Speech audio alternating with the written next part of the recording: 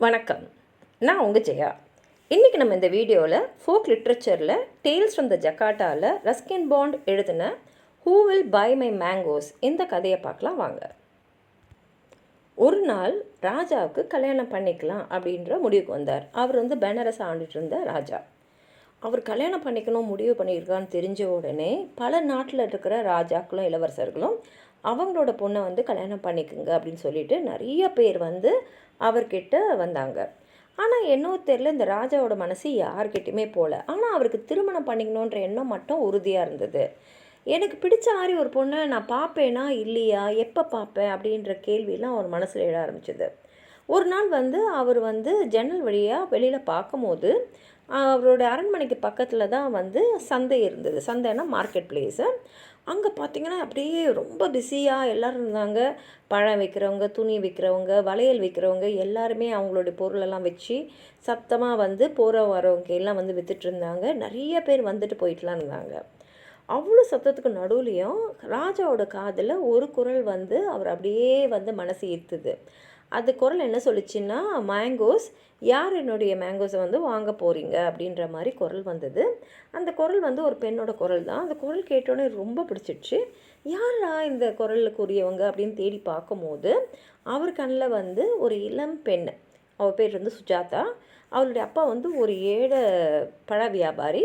அவள் அங்கே உட்காந்துக்கிட்டு அந்த மாங்காயெல்லாம் விற்க பார்த்துட்டு இருந்தா.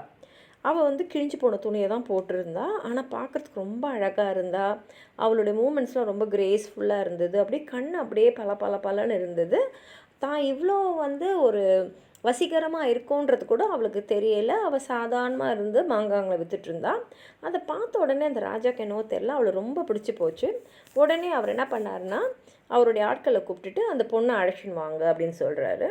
தலை குனிஞ்சபடியே அப்படியே வர அவளுடைய அந்த அப்பாவி தனம், அந்த குழந்தை தனம் எல்லாமே அந்த அரண்மனைக்குள்ள நுழையும் போதே ராஜாவுக்கு ரொம்ப பிடிச்சிடுச்சு. அப்படியே அவளை பார்த்துக்கிட்டே இருக்கார். ஆனால் கோட்டில் இருக்கிறவங்களாம் சொல்கிறாங்க, பெரிய பெரிய ராஜாங்கத்திலேருந்து இளவரசிங்களே இவர் வேணான்ட்டார்.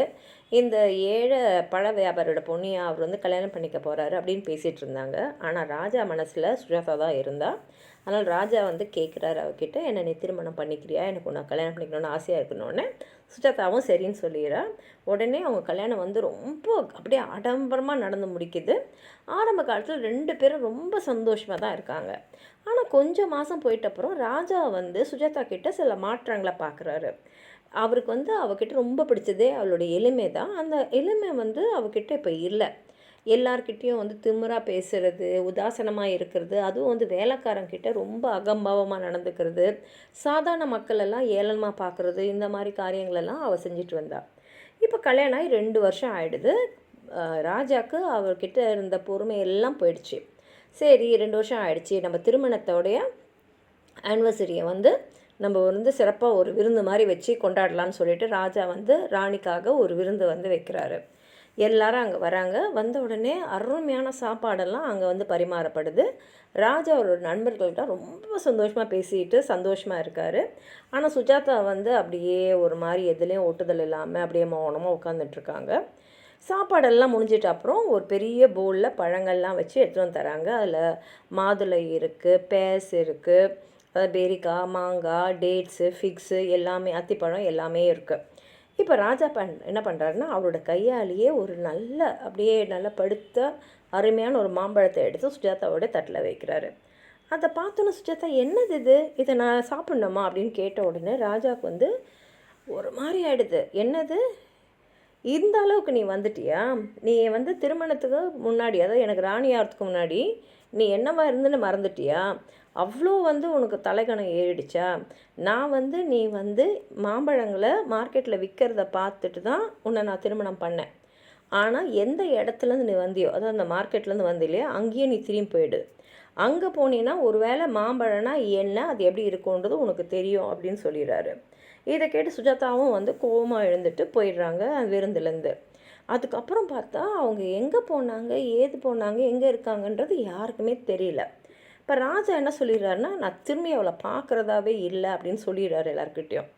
ஆனால் அவர் மனசுக்குள்ளே மாத்திரம் அவள் இடம் பெற்றிருந்தாலே அது அவரால் மறக்கவே முடியல. அப்படியே வாரங்கள் போச்சு, மாதங்கள் போச்சு. அவரால் சுஜாதா இல்லாமல் வாழவே முடியல. அவளையே நினச்சின்னு இருக்காரு. அவள் பண்ண தப்பெல்லாம் கூட இப்போ அவருக்கு கொஞ்சம் மன்னிக்கலாம் மாதிரி தான் தோணுது. அவருக்கு ஞாபகம் இருக்கிறதெல்லாம் அவளோட சாமும் அந்த எளிமையும், அவள் எப்படி அவங்க ஆரம்ப காலகட்டத்தில் கல்யாணம் ஆன உடனே இருந்தால் அதுதான் அவர் மனசில் இருக்குது. அவளை மறக்கவே முடியல. அதனால் அவர் என்ன பண்ணுறாருன்னா, தூதுவர்கள்லாம் கூப்பிட்டுட்டு போய் எங்கே தேடி பார்த்துட்டு அவங்க எங்கே இருந்தாலும் திருப்பி என் சுஜாதாவை கொண்டு வாங்க அப்படின்றாரு. அவங்களும் தேடி தேடி பார்க்குறாங்க. ஆனால் சுஜாதா எங்கே இருக்கானே தெரியல, எங்கே போனாங்கன்னு யாருக்குமே தெரியல. ஒரு நாள் ராஜா இன்னொரு நாட்டுக்கு போகிறாரு. அங்கே இருக்கிற அந்த சந்தையை தாண்டி போகும்போது அவ்வளோ சத்துக்கு நடுவில் அவருக்கு ஒரு குரல் கேட்குது. அது என்ன குரல்னால், மாங்காய், யார் என்னோடய மாங்காங்களாம் வாங்க போகிறீங்கன்னு. இதை கேட்ட உடனே அது சுஜாதாவோட குரல் தான் அவருக்கு தெரிஞ்சிச்சு. அவ்வளோ சந்தோஷமாகிடுது. பார்க்குறாரு, சுஜாதா பழைய மாதிரியே அந்த கிழிஞ்சு போன ட்ரெஸ் எல்லாம் போட்டுட்டு தான் இருக்காங்க. இப்போ அந்த பசியாலேயும் வறுமையினாலும் யாருமே இல்லாமல் தனியாக இருக்கிறதுனாலையும் அவங்க அழகு கொஞ்சம் குறைஞ்சி இருந்தாலும் ராஜாவோட கண்ணுக்கு அவங்க தேவதை மாதிரி தான் தெரியுறாங்க. உடனே அவர் முகத்தை மறைக்கிற மாதிரி ஒரு துணியை போட்டுக்கிட்டு அவங்கக்கிட்ட போகிறாங்க. போயிட்டு என்னம்மா இது அப்படின்னு கேட்குறாங்க. உடனே சுஜாதா சொல்கிறாங்க, மாம்பழம் சார், அருமையான மாம்பழம் அப்படின்னு சொன்ன உடனே ராஜா அவர் முகத்தை முடிந்த துணியை எடுத்துகிட்டு, சுஜாதா, இப்போ உனக்கு தெரியுதா மாம்பழம்னா என்னன்னு? இப்போ நீ திரும்பி என்னோடய ராஜ்யத்தில் வாழவா அப்படின்னு கூப்பிட்றாரு. சுஜாதாவுக்கும் தான் பண்ண தப்பெல்லாம் இத்தனை காலத்தில் புரிஞ்சிடுச்சு. தான் எவ்வளோ மாறி இருந்தோம், என்ன தப்பு பண்ணோன்றது புரிஞ்ச உடனே அவங்கள அவரோட காலில் விழுந்து என்னை மன்னிச்சிடுங்கன்னு கேட்ட உடனே ராஜா அவங்கள தூக்கிட்டு அவங்கள அருமையாக கூட்டிட்டுன்னு வந்துடுறாரு. 2 பேரும் பெனாரஸில் இருக்கிறவங்க அரண்மனைக்கு அதுக்கப்புறம் 2 பேருமே அவங்க எப்படி சந்தோஷமாக வாழணும்னு நினச்சாங்களோ அவ்வளோ சந்தோஷமாக வாழ்ந்துட்டுருக்காங்க. இதோட கதை முடியுது. உங்களுக்கு எதாவது சொல்லணும்னு நினச்சிங்கன்னா கீழே இருக்கிற கமெண்ட் பாக்ஸில் எழுதுங்க. இந்த வீடியோ லைக் பண்ணுங்கள், உங்கள் ஃப்ரெண்ட்ஸோடு ஷேர் பண்ணுங்கள்.